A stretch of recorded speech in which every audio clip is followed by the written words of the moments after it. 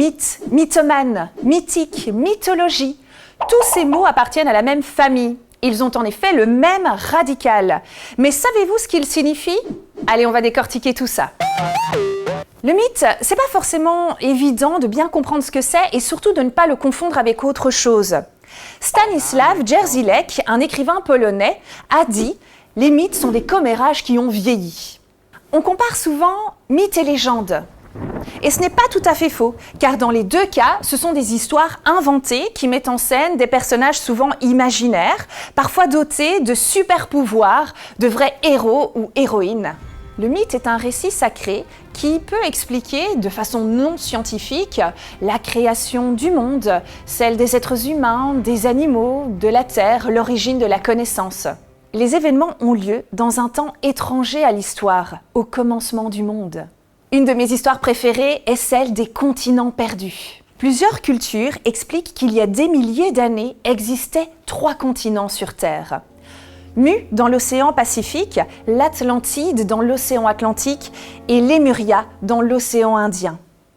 C'est le célèbre philosophe Platon qui en fait mention pour la première fois. Il décrit l'Atlantide comme un continent incroyable, très riche, divisé en 10 royaumes, peuplé par des Atlantes fiers de leur culture.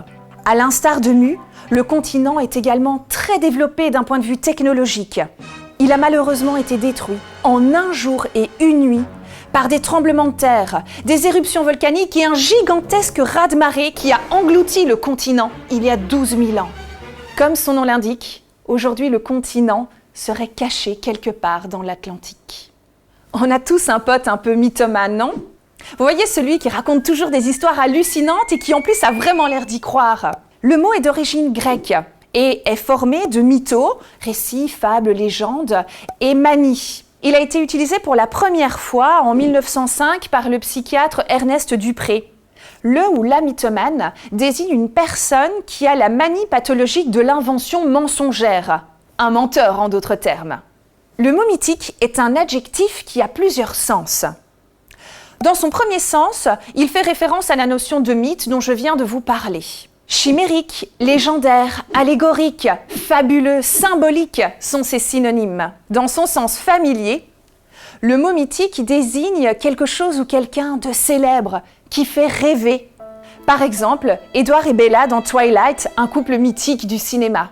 La mythologie désigne l'ensemble des mythes et des légendes inventés par les civilisations pour expliquer des phénomènes étranges, souvent naturels.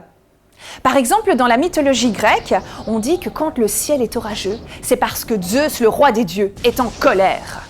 La mythologie a inspiré beaucoup d'artistes, entre autres les chanteurs. Dans son morceau « Achilles Last Stand » du célèbre groupe de rock britannique Led Zeppelin, on raconte l'histoire d'Achille.